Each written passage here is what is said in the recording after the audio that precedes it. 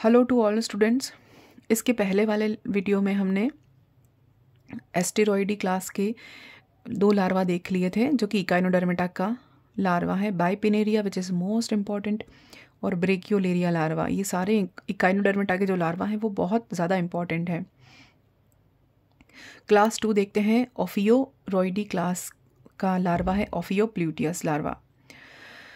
इसके कैरेक्टर्स देखते हैं। Pluteus is free swimming larva in brittle star, यानी कि ब्रिटल स्टार का एक फ्री स्विमिंग लार्वा है ophiopluteus, which is known as ophiopluteus. इसका नाम है ओफियोप्लूटियस कहते हैं। It is similar to echinopluteus of Echinoidea with the only difference that the former has fewer arm than the latter. ये किसके समान है? इकाइनोप्लूटियस लार्वा के समान है, जो कि इकाइनोइडी क्लास का लार्वा है। इसके सिमिलर माना है किसको? ओफियोप्लूटियस को। ये भी क्वेश्चन बन सकता है कि ओफियोप्लूटियस लार्वा जो कौन सी क्लास से बिलोंग कर रहा है? ओफियोरॉयडी क्लास से बिलोंग कर रहा है। और किसके समान है ये? इकाइनोडर्मेटा के लार्वा इकाइनोइडी क्लास के इकाइनोप्लूटियस लार्वा के के साथ समानता रखता है। With the only difference that the former has fewer arm than the latter. इसमें क्या है? The only difference that the former arm fewer arms than the latter, यानी कि इसमें जो आर्म्स बनती हैं, कुछ आर्म्स वो थोड़ी देर से बनती हैं। फिर posterior lateral arm are the longest and the directed forward. जो पोस्ट लेटरल आर्म्स हैं वो लंबी होती हैं और फॉरवर्ड की ओर डायरेक्टेड होती हैं। जैसे ये लार्वा रहा अपना ओफियोप्लूटियस लार्वा। इसकी आर्म्स देखिए, यहाँ से शुरू करते हैं हम। राइट हाइड्रोसिल ईसोफेगस ये है, ये इसकी आर्म पोस्ट लेटरल आर्म है, ये मैंने यहाँ लिखा है। ये है इसका एनस, स्टमक, फिर ये राइट स्टोमोसिल, ये इंटेस्टाइन, लेफ्ट स्टोमोसिल, लेफ्ट एक्सोसिल, और ये इसका माउथ है। तो ये अपना लार्वा है कौन सा? ओफियोप्लूटियस लार्वा का डायग्राम। फिर आफ्टर गैस्ट्रुलेशन, इनमें गैस्ट्रुलेशन के बाद क्या होता है? द आर्म्स डेवलप्ड ग्रेजुअली, ये आर्म्स ग्रेजुअली डेवलप होती हैं। और posterior lateral arm are formed first, जो पार्श्व सतह होती है वो पहले बनती हैं, और उसके बाद 4th, 10th और 18th डेज के बाद एंटीरियर डोर्सल आर्म बनती हैं बाद में। तो इसीलिए यहाँ पर कहा था anterior lateral arm, post oral arm और posterior dorsal arm developed respectively. उसके बाद धीरे धीरे इनका विकास होता है। तो इसलिए यहाँ पर ये लिखा था कि इनमें अंतर क्या होता है, सिर्फ इन दोनों में क्या अंतर है कि इसमें क्या डिफरेंस है? जो फॉर्मर आर्म्स हैं, former has fewer arm than the latter, यानी कि जो आगे वाली आर्म्स है वो पहले फॉर्मेशन हो जाती हैं।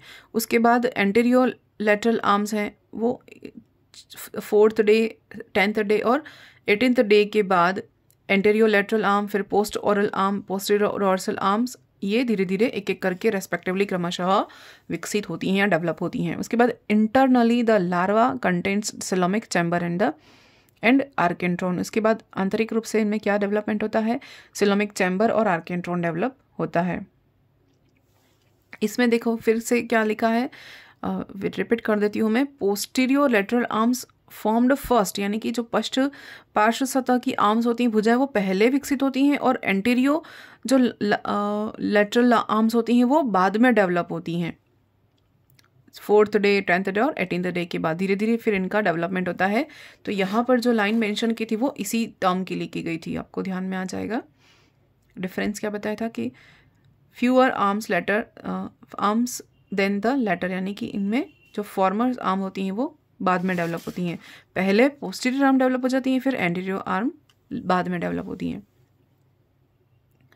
किसमें हम किसकी बात कर रहे हैं? ओफियोप्लूटियस लार्वा की, जो कि किसके क्लास से बिलोंग कर रहा है?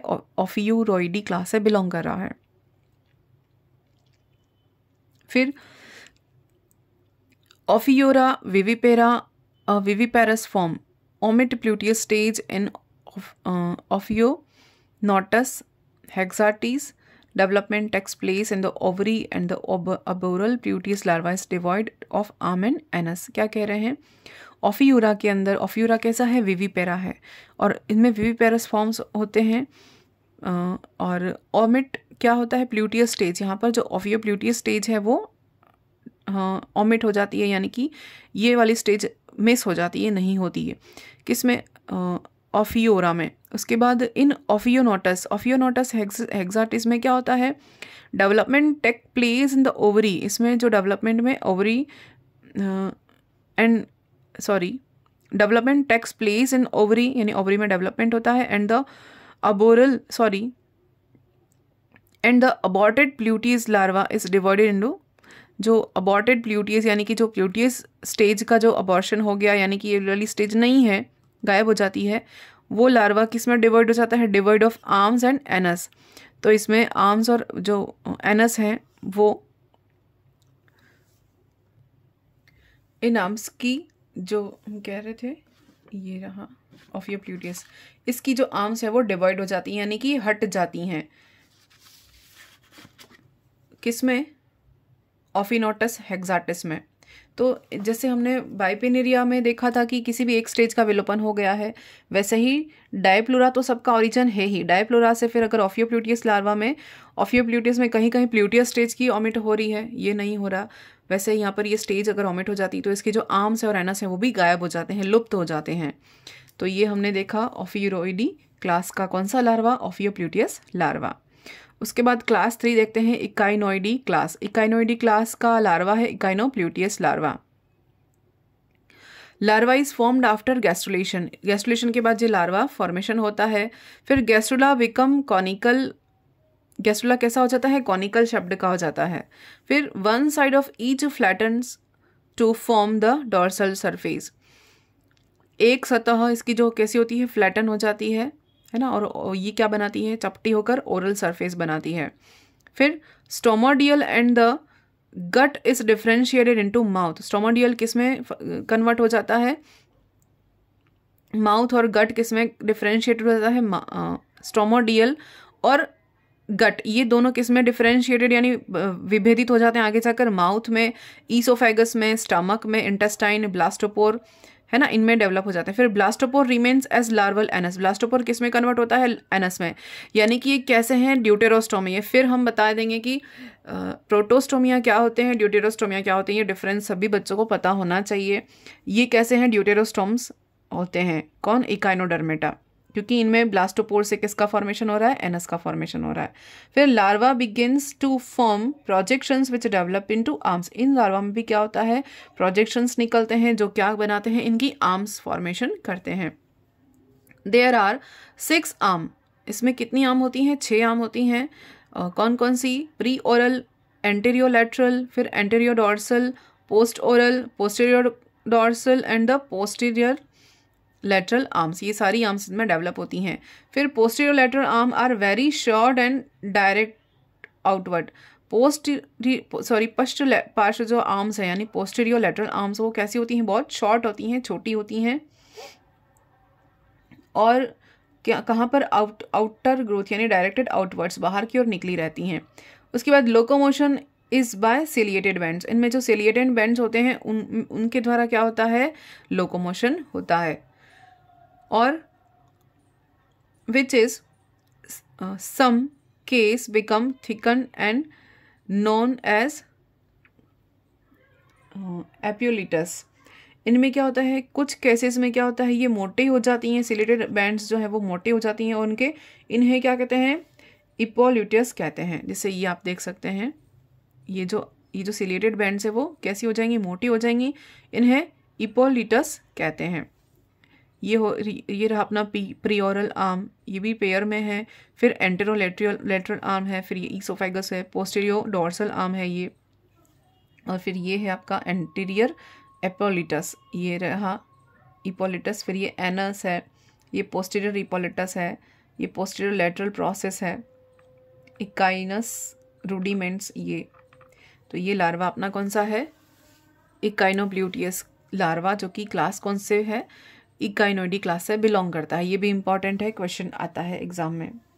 फिर देखते हैं, ये सारे आंसर्स आपको जब आंसर राइटिंग करनी होती है, जो बीएससी के बच्चे हैं उनके लिए बहुत इंपॉर्टेंट है, और कॉम्पिटिटिव एग्जाम के लिए तो है ही।